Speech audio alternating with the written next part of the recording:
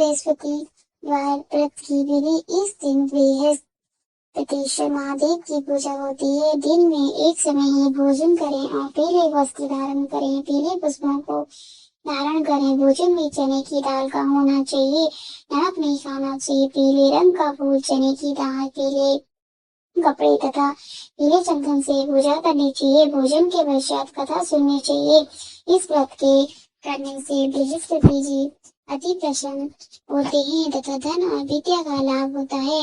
स्त्रियों के लिए यह व्रत अति आवश्यक है। इस व्रत में केले का पूजन होता है। बृहस्पतिवार व्रत कथा। प्राचीन समय की बात है। भारत में एक राजा राज्य करता था। वह बड़ा प्रतापी तथा दानी था। वह नित्य प्रति मंदिर में भगवत दर्शन करने जाता था। वह ब्राह्मणों और गुरु की सेवा किया करता था। उसके द्वारा से कोई भी याचक निराश होकर नहीं लौटता था। वह प्रत्येक गुरुवार को व्रत रखता एवं पूजन करता था। हर दिन गरीबों की सहायता करता था, परंतु यह सब बातें उसकी रानी को अच्छी नहीं लगती थी। वह न व्रत करती थी और न किसी को एक भी पैसा दान में देती थी। वह राजा से भी ऐसा करने को मना किया करती थी। एक समय की बात है कि राजा शिकार खेलने वन को चले गए। घर पर रानी उदासी थी। उस समय गुरु बृहस्पति साधु का रूप धारण कर राजा के दरवाजे पर भिक्षा मांगने आए और साधु ने रानी से भिक्षा मांगी तो वह कहने लगी, हे साधु महाराज, मैं इस दान और पुण्य से तंग आ गई हूँ। इस कार्य के लिए तो मेरे पतिदेव भी बहुत हैं। अब आप ऐसी कृपा करें कि सारा धन नष्ट हो जाए तथा मैं आराम से रह सकूं। साधु रूपी बृहस्पति देव ने कहा कि हे देवी, तुम बड़ी विचित्र हो। संतान और धन से कोई दुखी नहीं होता है, इसको सभी चाहते हैं। पापी भी पुत्र को और धन की इच्छा करता है। अगर तुम्हारे पास धन अधिक है तो भूखे मनुष्यों को भोजन कराओ, प्याऊ लगाओ, ब्राह्मणों को दान दो, धर्मशालाएं बनवाओ, कुआं, तालाब, बावड़ी, बगीचे आदि का निर्माण कराओ तथा निर्धनों की कुंवारी कन्याओं का विवाह कराओ। साथ ही यज्ञ करो। इस प्रकार के कर्मों से आपके कुल का और आपका नाम परलोक में भी सार्थक होगा एवं तुम्हें भी स्वर्ग की प्राप्ति होगी। परंतु रानी साधु की इन बातों से खुश नहीं हुई। उसने कहा, हे साधु महाराज, मुझे ऐसे धन की आवश्यकता नहीं है जिसको मैं अन्य लोगों को दान देती फिरूं तथा जिसको रखने और संभालने में ही मेरा सारा समय नष्ट हो जाए। साधु ने कहा, हे देवी, यदि तुम्हारी ऐसी ही इच्छा है तो जैसे मैं तुम्हें बताता हूँ तुम वैसा ही करना। बृहस्पतिवार के दिन घर आंगन को गोबर से लेपना, अपने केसों को पीली मिट्टी से धोना, केसों को धोते समय स्नान करना, राजा से कहना वो हजामत करवाए, भोजन में मांस मदिरा खाना, कपड़े धोबी के यहाँ धुलने देना। इस प्रकार 7 बृहस्पतिवार करने से तुम्हारा सारा धन नष्ट हो जाएगा। यह कहकर साधु महाराज रूपी बृहस्पति अंतर ध्यान हो गए। रानी ने साधु के कहने के अनुसार 7 बृहस्पतिवार तक वैसा ही करने का विचार किया और साधु के बताए अनुसार कार्य करते हुए केवल 3 बृहस्पतिवार ही बीते थे कि उसके समस्त धन संपत्ति नष्ट हो गई। भोजन के लिए दोनों समय परिवार तरसने लगा तथा सांसारिक भोगों से दुखी रहने लगा। तब राजा रानी से कहने लगा कि हे रानी, तुम यहाँ पर रहो, मैं दूसरे देश हो जाता हूँ, क्योंकि यहाँ पर मुझे सभी मनुष्य जानते हैं, इसलिए यहाँ पर कोई काम नहीं कर सकता। मैं अब प्रदेश जा रहा हूँ, वहाँ कोई काम धंधा करूंगा, शायद हमारे भाग्य बदल जाए। ऐसा कहकर राजा प्रदेश चला गया। वह वहाँ जंगल से लकड़ी काट कर लाता और शहर में बेचता। इस तरह जीवन व्यतीत करने लगा। इधर राजा के बिना रानी और दासियां दुखी रहने लगी। किसी दिन भोजन मिलता और किसी दिन जल पीकर ही रह जाती। एक समय रानी और दासियों को 7 दिन बिना भोजन के व्यतीत करने पड़े। तो रानी ने अपने दासी से कहा कि ये दासी, यहाँ पास ही के नगर में मेरी बहन रहती है, बड़ी धनवान है, तो उसके पास जा और वहाँ से 5 से मेजर मांग कर लिया, जिससे कुछ समय के लिए गुजारा हो जाएगा। दासी रानी की बहन के पास गई। रानी की बहन उस समय पूजा कर रही थी। बृहस्पतिवार का दिन था। दासी ने रानी की बहन से कहा, हे रानी, मुझे आपकी बहन ने बेचा है, मुझे 5 से बेचा दे दो। दासी ने यह बात अनेक बार कही, परंतु रानी की बहन ने कोई उत्तर नहीं दिया, क्योंकि वह उस समय बृहस्पतिवार की कथा सुन रही थी। जब दासी को रानी की बहन से कोई उत्तर नहीं मिला तो वह बहुत दुखी हुई और उसे क्रोध भी आया। वह लौट कर रानी से बोली, हे रानी, आपकी बहन बहुत ही घमंडी है, वह छोटे लोगों से बात भी नहीं करती है। मैंने उससे कहा तो उसने कोई उत्तर नहीं दिया। मैं वापस चली आई। रानी बोली, हे दासी, इससे उसका कोई दोष नहीं है। जब बुरे दिन आते हैं तब कोई सहारा नहीं देता। अच्छे बुरे का पता विपत्ति में ही लगता है। जो ईश्वर की इच्छा होगी वही होगा। यह सब हमारे भाग्य का दोष है। उधर रानी की बहन ने सोचा कि मेरी बहन की दासी आई थी, परंतु मैं उससे नहीं बोली। इससे वो बहुत दुखी हुई। अतः कथा सुन और विष्णु भगवान का पूजन समाप्त कर वो अपनी बहन के घर आई और कहने लगी, हे बहन, मैं बृहस्पतिवार का व्रत कर रही थी। तुम्हारी दासी हमारे घर गई थी, परंतु जब तक कथा होती है तब तक हम लोग न उठते हैं न बोलते हैं, इसलिए मैं नहीं बोली। वो दासी क्यों गई थी? रानी बोली, बहन, हमारे घर अनाज नहीं था। वैसे तुम्हारी कोई बात छिपी नहीं है, इस कारण मैंने दासी को तुम्हारे पास 5 सेर वीजर लेने के लिए भेजा था। रानी की बहन बोली, बहन देखो, बृहस्पति भगवान सबकी मनोकामनाएं पूर्ण करते हैं। देखो, शायद तुम्हारे घर में ही अनाज रखा हो। या सुनकर दासी घर के अंदर गई तो वहां उसे एक घड़ा वीजर का भरा मिल गया। उसे बड़ी हैरानी हुई, क्योंकि उसने एक एक बर्तन देख लिया था। उसने बाहर आकर रानी को बताया। दासी अपनी रानी से कहने लगी, हे रानी, देखो, वैसे हमको अब अन्न नहीं मिलता तो हम रोज ही व्रत करते हैं। अगर इनसे इस व्रत की विधि और कथा पूछ ली जाए तो उसे हम भी कर लिया करेंगे। दासी के कहने पर रानी ने अपनी बहन से बृहस्पतिवार व्रत के बारे में पूछा और उसकी बहन ने बताया। हे रानी बहन, बृहस्पतिवार को सूर्योदय से पूर्व उठकर स्नान करके बृहस्पतिवार का व्रत करना चाहिए, लेकिन उस दिन सिर नहीं धोना चाहिए। बृहस्पतिवार के व्रत में चने की दाल और नमक के से विष्णु भगवान का केले के वृक्ष की जड़ से पूजन करें तथा दीपक जलाएं। उस दिन एक ही समय भोजन करें और भोजन पहले खाद्य पदार्थों का करें तथा कथा सुने। इस प्रकार करने से गुरु भगवान प्रसन्न होते हैं और अन्न पुत्र धन देते हैं। इस तरह व्रत और भोजन की विधि बताकर रानी की बहन अपने घर लौट आई। रानी और दासी दोनों के निश्चय किया कि वो बृहस्पतिवार का भोजन जरूर करेंगे। और 7 दिन बाद बृहस्पतिवार आया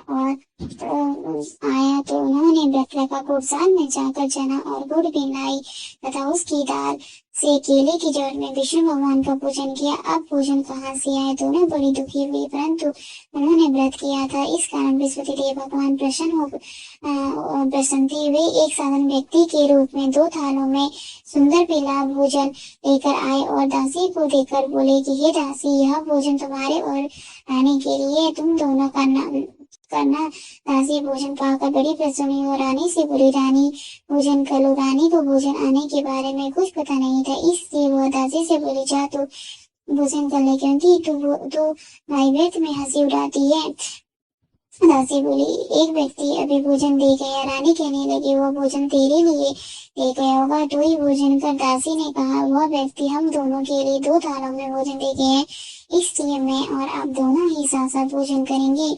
फिर दोनों ने गुरु भगवान को नमस्कार कर भोजन प्रारंभ किया और उसके बाद से वे प्रत्येक बृहस्पतिवार को गुरु भगवान का व्रत कर और भोजन करने लगे। बृहस्पति भगवान की कृपा से उनके पास धन हो गया, परंतु रानी फिर पहले की तरह से आलस्य करने लगी। तब दासी बोली, देखो रानी, तुम पहले ही भी इस प्रकार आलस्य करती थी, तुम्हें धन के रखने में कष्ट होता था, इस कारण सभी धन नष्ट हो गया। अब गुरु भगवान की कृपा से धन मिला है तो फिर तुम्हें आलस्य होता है। बड़ी मुसीबतों के बाद हमने यह धन पाया, इसलिए हमें दान पुण्य करना चाहिए। तुम भूखे मनुष्यों को भोजन कराओ, प्याऊ लगाओ, ब्राह्मणों को दान दो, कुएं, तालाब, बावड़ी आदि का निर्माण करवाओ, मंदिर पाठशाला बनवा कर दान दो, तुम्हारी कन्याओं का विवाह करवाओ, धन को शुभ कार्य में खर्च करो, इससे तुम्हारे कुल का यश बढ़े तथा स्वर्ग प्राप्त हो और पितृ प्रसन्न हो। ये दासी की बात मानकर रानी ने इस प्रकार के कर्म करने प्रारंभ किए, जिससे उनका काफी यश रहने लगा। एक दिन रानी और दासी आपस में विचार करने लगे कि न जाने राजा किस दशा में होंगे, उनकी कोई खोज खबर नहीं है। गुरु भगवान से उन्होंने प्रार्थना की और भगवान ने रात्रि में राजा को स्वप्न में कहा, हे राजा, उठ, तेरी रानी तुझको याद कर रही है, अब अपने देश को लौट जा। राजा प्रातःकाल उठकर जंगल से लकड़ियां काट के लाने के लिए जंगल की ओर चल पड़ा और जंगल से गुजरते हुए सोचने लगा, रानी की गलती से कितने दुख भोगने पड़े। राजपाट छोड़कर उसे जंगल में आकर रहना पड़ा। जंगल से लकड़ियां काट कर उन्हें बेच कर गुजारा करना पड़ा। उसी समय उस जंगल में बृहस्पति देव एक साधु का रूप धारण कराए और राजा के पास आकर बोले, हे लकड़हारे, तुम इस सुनसान जंगल में किस चिंता में बैठे हो, तुम मुझे बतलाओ। यह सुन राजा के नेत्रों में जल भर आया और साधु की वंदना कर बोला, हे प्रभु, आप सब कुछ जानने वाले हैं। और इतना कहकर राजा ने साधु को अपनी संपूर्ण कहानी सुना दी। और महात्मा तो स्वभाव से ही दयालु होते हैं।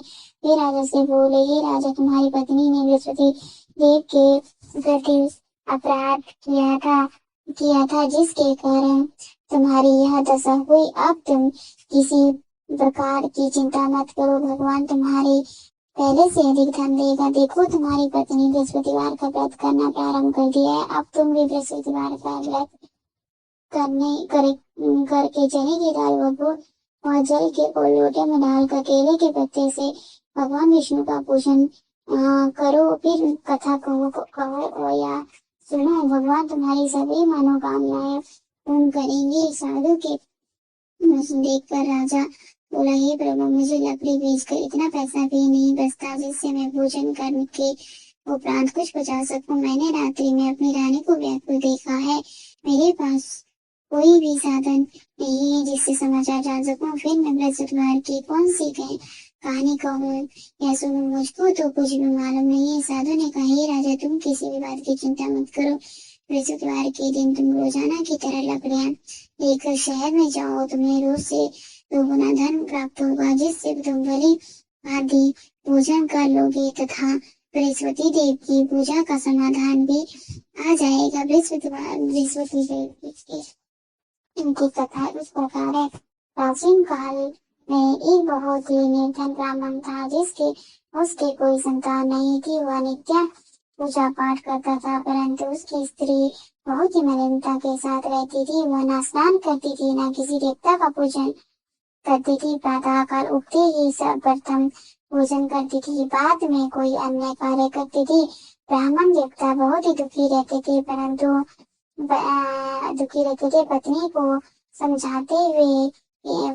को बहुत समझाते थे, किंतु उसका कोई परिणाम न निकलता। भगवान की अनुपमा से एक समय उस ब्राह्मण की पत्नी गर्भवती हुई। 10वें महीने एक सुंदर कन्या को जन्म दिया। निर्धन ब्राह्मण कन्या के जन्म से बहुत दुखी और धीरे धीरे ब्राह्मण की कन्या बड़ी होने लगी। बचपन से ही उस कन्या की रुचि भगवान विष्णु की पूजा में थी। वह प्रातः उठते ही स्नान आदि करके भगवान विष्णु की पूजा करने मंदिर में जाती थी और बृहस्पतिवार को व्रत करके विधिवत पूजा पाठ करती थी। पूजा पाठ के बाद वह पढ़ने के लिए पाठशाला में जाती और घर से चलते हुए वह मुट्ठी भर जौ साथ लेकर जाती। पाठशाला के रास्ते में थोड़े थोड़े जौ गिराती थी। जब वह पाठशाला से घर लौटती थी तो वह दाने सोने में बदल जाते थे। लड़की सभी जौ के दाने बीन के लाती थी और एक दिन जब वह सोने के दाने को साफ कर रही थी तो उसकी माँ ने कहा कि बेटी, सोने के दाने साफ करने के लिए सोने का वसूल भी होना चाहिए। अगले दिन बृहस्पतिवार था। उसके भगवान बृहस्पति की पूजा करते हुए प्रार्थना की कि हे भगवान, यदि मैंने आपका व्रत विधिवत किया हो तो मुझे सोने का शुभ दो। और भगवान वसुदेव ने उसकी मनोकामना पूरी करने का वचन दिया। पाठशाला से लौटते समय उसे रास्ते में सोने का शुभ पड़ा हुआ मिला और घर लौट कर सोने का शुभ अपनी माँ को दिखाकर वह सोने के दाने साफ कर रही थी। उसी समय नगर का राजकुमार उसके घर के पास से गुजरा और उस सुंदर लड़की को सोने के सूप में जौ साफ करते हुए देख राजकुमार उस पर मोहित हो गया। महल में लौटकर कुमार ने राजा से उस लड़की से विवाह करने की इच्छा प्रकट की तो राजा ने ब्राह्मण को महल में बुलाकर राजकुमार से उस लड़की का विवाह की बात कही। ब्राह्मण तैयार हो गया। धूमधाम से उस लड़की का विवाह राजकुमार से हो गया और दुल्हन बनकर ब्राह्मण की लड़की महल में चली गई। लड़की के चले जाने से ब्राह्मण फिर निर्धन हो गया। उसे कई कई दिन भोजन भी नहीं मिलता था। बहुत दुखी होकर ब्राह्मण एक दिन अपनी लड़की के पास गया। अपने पिता से निमंत्रण का समाचार सुनकर उसे बहुत सारा धन देकर पिता को विदा किया। कुछ दिन से ब्राह्मण के कुछ दिन तो आराम से गुजर गए, लेकिन जल्दी ही फिर मरने की हालत हो गई। ब्राह्मण अपनी लड़की से धन लेने के लिए फिर महल में पहुंचा। लड़की ने पिता की बुरी हालत देखकर कहा, पिताजी आखिर आप कब तक मुझसे धन लेकर जीवन यापन करेंगे? आप कोई ऐसा उपाय नहीं करते जिससे आपका घर धन संपत्ति से भर जाए? ब्राह्मण ने कहा, मैंने तेरी माँ को बहुत समझा लिया है, पर उसके समझने में कुछ नहीं आता। उसका फूटपन नष्ट हो तो घर की निर्धनता भी दूर हो जाए, तब बृहस्पति तब कुछ उस लड़की ने पिता से कहा, पिताजी आप कुछ दिनों के लिए माँ को मेरे पास छोड़ जाओ। तब कुछ सोचकर ब्राह्मण पत्नी को लड़की के पास महल में छोड़ आया और लड़की ने अपनी माँ से कहा, माँ तुम कल प्रातः काल उठकर स्नान आदि करके बृहस्पति देव की पूजा अवश्य करना और पूजा करने से तुम्हारी निरंतर अवश्य दूर हो जाएगी। लेकिन उसकी माँ ने उसकी कोई बात नहीं मानी। तब क्रोधित होकर लड़की ने अपनी माँ को एक कक्ष में बंद कर दिया। सूर्योदय के समय माँ को उठाकर जबरदस्ती से स्नान कराया और फिर मंदिर में ले जाकर भगवान बृहस्पति पूजा कराई। कुछ दिनों तक ऐसा करने से माँ की बुद्धि में परिवर्तन हुआ और वह स्वयं विष्णु का व्रत रखने लगी। उसके व्रत रखने से ब्राह्मण के घर में भगवान विष्णु की अन्नपूर्णा से धन की वर्षा होने लगी। दोनों पति पत्नी धन संपत्ति पाकर आनंद पूर्वक जीवन यापन करते हुए विष्णु धाम को चले गए। लकड़हारा बने राजा ने साधु से भगवान बृहस्पति देव की यह कथा सुन इस प्रकार का व्रत करके भगवान विष्णु की पूजा की और उस दिन से उसके सभी क्लेश दूर हो गए। लेकिन अगले बृहस्पतिवार को काम काज में अधिक व्यस्त रहने के कारण उसने भगवान बृहस्पति देव का व्रत नहीं किया। भगवान बृहस्पति देव लकड़हारे से क्रोधित हो गए और उसे फूल की सजा दी। उस दिन नगर के राजा ने नगर में घोषणा करके सबको सूचित किया कि प्रत्येक नागरिक मेरे महल में भोजन करने आए, जो नहीं आएगा उसे अपराधी मानकर भारी दंड दिया जाएगा। लकड़हारा बने राजा ने उस नगर के राजा की घोषणा तो सुनी, लेकिन नगर से लकड़ी काट कर लाने और उन्हें बेचने में देर हो जाने के कारण समय पर महल में भोजन करने नहीं जा सका था। राजा के सैनिक लकड़हारे को पकड़कर महल में ले गए और राजा ने उसे महल के एक कक्ष में बैठकर भोजन कराया। उस कक्ष में एक खूंटी पर रानी का सोने का हार लटका हुआ था। लकड़हारा अकेला उस कक्ष में भोजन कर रहा था। तभी उसने एक आश्चर्य जनक घटना करती देखी। देखते ही देखते और खूंटी हार को निकल गई। थोड़ी देर के बाद राजा ने हार को गायब देखा तो लकड़हारा को कारावास में डलवा दिया। लकड़हारा मन ही मन अपने भाग्य को कोसने लगा।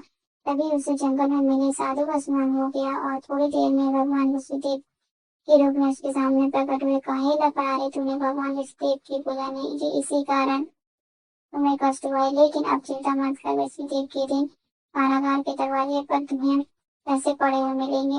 उन पैसों से भगवान वसुदेव की का व्रत करके उसकी पूजा करोगे तो तुम्हारे सब दुख नष्ट हो जाएंगे। वसुदेव के दिन दरवाजे पर पड़े मिले पैसे से जने और गुरुमंगलों को लकड़हारा वसुदेव की कथा कही तथा भगवान बृहस्पतिदेव ने प्रसन्न होकर उस नगर के राजा को स्वप्न में लकड़हारे को कारागार से मुक्त करने को कहा। सुबह राजा ने अपने कक्ष में आकर देखा तो खूंटी पर रानी का हार टंगा हुआ था। राजा ने लकड़हारे को मुक्त कर दिया और उसे धन और आभूषण देकर विदा किया और लकड़हारा बना राजा उस नगर से चलकर अपने नगर पहुंचा तो उस नगर में कोई धर्मशाला बाग ऊंची देखकर बहुत प्रसन्न हुआ और राजा ने किसी से पूछा, यह कोई धर्मशाला किसने बनवाए हैं? सबने उसे बताया कि यह सब रानी और इसकी दासी ने बनवाए हैं। राजा महल में पहुंचा तो रानी ने उसका भव्य स्वागत किया। तब राजा ने निश्चय किया कि सप्ताह में एक बार तो सभी बृहस्पति देव का व्रत तथा पूजन करते हैं, परंतु मैं प्रतिदिन व्रत किया करूंगा तथा दिन में 3 बार कथा कहा करूंगा। अब राजा हर समय दुशाला में चने की दाल मांगे रहता तथा दिन में 3 बार बृहस्पति देव की कथा करता। कुछ दिनों के बाद राजा को अपनी बहन की याद आई। एक दिन घोड़े पर सवार होकर राजा अपनी बहन से मिलने चल दिए। अभी राजा नगर के बाहर ही पहुंचा था कि उसने देखा कुछ लोग को एक सब को ले जाते हुए देखा तो राजा को स्मरण आया कि आज उसने किसी को बृहस्पतिवार की व्रत कथा नहीं सुनाई। राजा ने उन लोगों को रोककर कहा, भाइयों, आप सबको ले जाने से पहले मुझे बृहस्पतिवार की कथा सुन लें। लोगों ने राजा पर क्रोधित होते कहा, तुम पागल तो नहीं हो? लेकिन कुछ बड़े बूढ़े लोगों ने कहा कि अच्छा भाई, साथ में चलते चलते तो अपनी कथा भी सुना लो। राजा ने चलते हुए आधी कथा ही सुनाई थी कि सब हिलने लगा। राजा के पूरी कथा सुनाते ही सब उठकर बैठ गए। लोगों ने हैरानी से दांतों तले उंगली चबाई और अगले विस्फोट से भगवान विष्णुदेव का व्रत करने तो वह कथा सुनने का निश्चय कर ले। अब घोड़े पर सवार राजा चलते हुए एक किसान के पास पहुंचा और किसान अपने खेत में हल चला रहा था। राजा ने कहा, अरे भाई, मुझसे विष्णुदेव की कथा सुन लो। किसान हिलाकर बोला, अरे भाई, देख नहीं रही है कितनी देर तक कथा, तुम्हारी कथा सुनूंगा अपनी देर में तो पूरे खेत में हल चला लूंगा। राजा निराश होकर चलने लगा। तभी किसान के बैल लड़खड़ाकर जमीन पर गिरे। किसान के पेट में बहुत जोरों का दर्द होने लगा। उस किसान की पत्नी जब खाना लेकर आई तो उसने किसान से इस बारे में पूछा। किसान ने घर आगे पूरी कहानी बताई। कहानी सुनाई किसान की पत्नी दौड़ती हुई राजा के पास पहुंचकर हाथ जोड़कर बोली, भैया, मैं तुम्हारी कथा सुनने का तैयार हूँ। राजा ने उसके साथ खेत पर पहुंचकर विषयवर की कथा सुनाई और दिन में उठकर खड़ी होगी। किसान के पेट का दर्द तुरंत ठीक हो गया। राजा अपनी बहन के घर पहुंचा तो उसकी उसकी मौत आग बपक हुई। अगले दिन सुबह उठकर राजा ने देखा तो घर के सभी लोग भोजन कर रहे हैं। किसी भूखे को किसी भूखे को ईश्वर की कथा सुनाए बिना राजा भोजन नहीं करते। उसने बहन से कहा, बहन, क्या घर में कोई ऐसा व्यक्ति है जिसने अभी तक भोजन न किया हो? उसकी उसकी बहन बोली, भैया, हमारे घर में तो क्या पूरे नगर में कोई भी व्यक्ति नहीं मिलेगा। तब राजा ने बहन के घर से निकलकर उस नगर में बिना भोजन किए व्यक्ति की तलाश की। अगर एक घर में उनका बेटा बीमार होने के कारण भूखा रह गया तथा राजा ने उसको जाकर उस बात की कथा सुनाई और कथा सुनते ही उसमें चले गए गई। अब हमारे बेटा बिल्कुल ठीक हो गया। सब में राजा की बात सुन के एक दिन राजा ने अपनी बहन से कहा, बहन, अब हम अपने घर जाना चाहते हैं, तुम भी हमारे साथ चलो। कुछ दिन वहां रहकर लौटाना। राजा की बहन ने अपनी सास से पूछा तो सास ने ताना देते हुए कहा कि बहू, माँ को जाना है तो अकेले जाना, मेरे पोतों को नहीं लेना। तुम्हारे भाई की कोई भी संतान नहीं है, कहीं तुम्हारी भाभी मेरे पोतों पर कोई जादू टोना ना कर दे। दूसरे कच्छ में बहन की सास की बातें सुनकर राजा दुखी से अकेला ही अपने घर को लौट गया। रानी ने राजा से कहा, आप तो अपनी बहन को साथ लाने की बात कहकर गए थे, फिर बहन साथ क्यों नहीं है? तब राजा ने दुखी होते हुए कहा, रानी, हम संतान है, इसलिए हमारे घर कोई आना पसंद नहीं करेगा। रानी ने राजा को समझाया, दामाद, हमें विष्णुदेव ने सब कुछ दिया है। अब भगवान विष्णुदेव हमें संतान भी अवश्य देगा। विष्णुदेव को बुद्धिवत व्रत करते हुए राजा रानी ने भगवान विष्णुदेव से संतान की हुई प्रार्थना की और कुछ दिनों बाद उन्हें स्वप्न में दर्शन हुए और पाए रानी की मनोकामना पूरी होगी। एक युग बाद ही रानी गर्भवती हुई और 10 महीने में उन्हें एक सुंदर पुत्र को जन्म दिया। राजा रानी जीवन भर विष्णुदेव का व्रत करते रहे और उनके घर में धन की वर्षा होती रही। ब्राह्मण पूर्ण जीवन यापन करते हुए राजा रानी भगवान विष्णुदेव की अनुपमा से मोक्ष प्राप्त करके सीधे वैकुंठ धाम पहुंच गए। विष्णुदेव को विधिवत व्रत करके जो विष्णुदेव भगवान विष्णु की पूजा करते हैं उनकी मनोकामनाएं अवश्य पूरी होती हैं।